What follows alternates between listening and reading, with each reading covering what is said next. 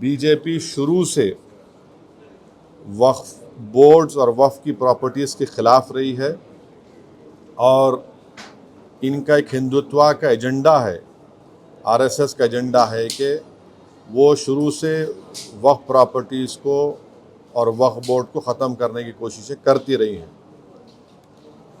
तीसरी बात यह है कि अब जो मीडिया के रिपोर्ट्स के ऊपर मैं अपना ये रिएक्शन दे रहा हूँ कि एक बार किसी प्रॉपर्टी को वक्फ डिक्लेयर कर दिया गया तो हमेशा वक्फ रहता है। तो वक्फ एक्ट जो है 54 का है और 96 का है, जो 96 के एक्ट तो 2013 में अमेंड किया गया। वो सर्वे कमिश्नर को पावर्स देता है और सर्वे कमिश्नर को अपॉइंट कौन करती है? State government.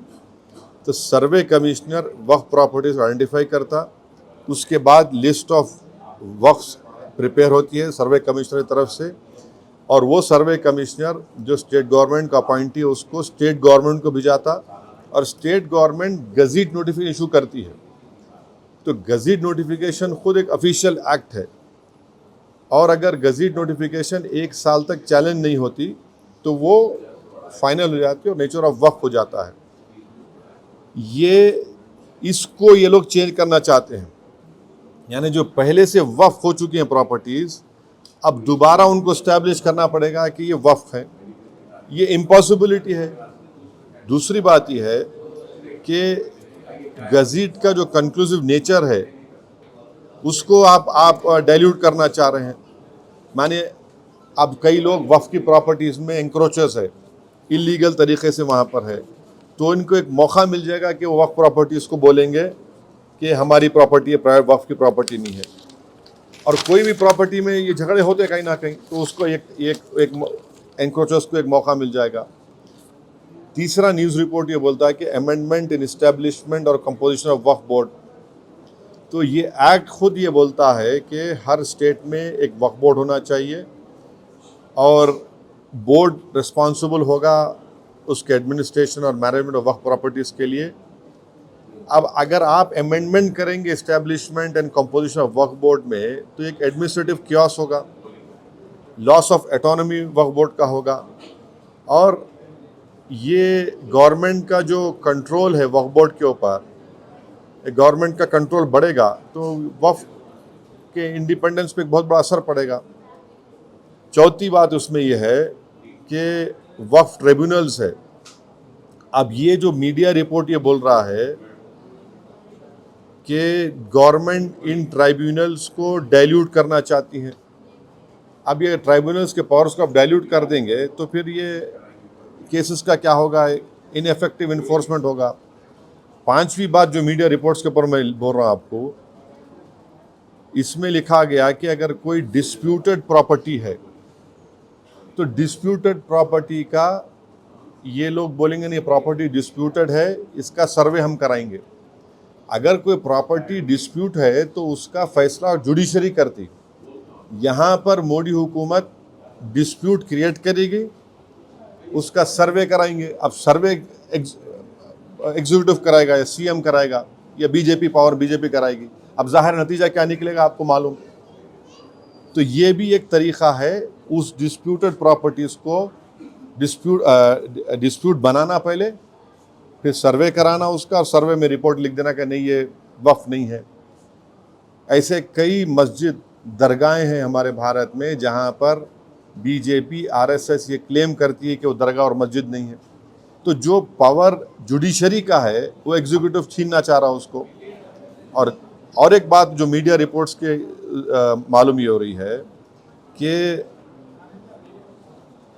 अब कोई कब्ज़ा करके इंक्रोचर है तो वक्फ बोर्ड को पावर है, उसके पावर्स को अगर आप छीन लेंगे तो फिर पूरा ये तो लॉस होगा वक्फ प्रॉपर्टीज़ का। अच्छा, उसमें एक और मीडिया रिपोर्ट में बात आई है, amendment to the process of Waqf board. ये जो वाकिफ़ होता है वो अगर मेरी प्रॉपर्टी में बोलते हैं वक्फ बोर्ड को मैं दे रहा हूँ, मैं वक्फ कर वाकिफ़ हूँ, मुतवल्ली मैं रहूँगा किसी और, वो आप बोल रहे वो भी नहीं रहेगा। तो बेसिकली ऑल इन ऑल ये जो है ये पूरे इस तरह का, अगर ये मीडिया रिपोर्ट सही है तो मोदी सरकार ये चाह रही है कि पूरे वक्फ बोर्ड की प्रॉपर्टीज़ को छीन लिया जाए, इनको मुसलमानों से छीन लिया जाए, और वो थ्रेटन कर रहे हैं वक्फ की प्रॉपर्टीज़ का जो कंट्रोल है वक्फ बोर्ड्स के ऊपर, ताकि उसमें तमाम लीगल एम्बिग्यूटीज़ पैदा हो जाना और इससे और वक्फ की प्रॉपर्टीज़ का नुकसान होगा। तो अब ये कंप्लीट सिस्टम को जब ये लोग, अगर मीडिया रिपोर्ट्स सही है, चेंज करना चाह रहे हैं, उसमें कुछ ये करना चाहे, तो कोई भी आगे बढ़कर प्रॉपर्टीज़ को वक्फ नहीं करेगा।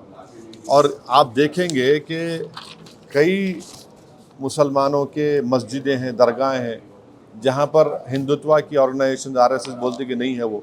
तो ये अमेंडमेंट्स आने का मकसद एक ही है कि एक तो वक्फ प्रॉपर्टीज़ को छीन लिया जाए, दूसरा फ्रीडम ऑफ रिलीजन के खिलाफ काम कर रहे हैं, और डिस्प्यूट अगर है तो जुडिशरी डिसाइड करेगा, एग्जीक्यूटिव कैसा करेगा।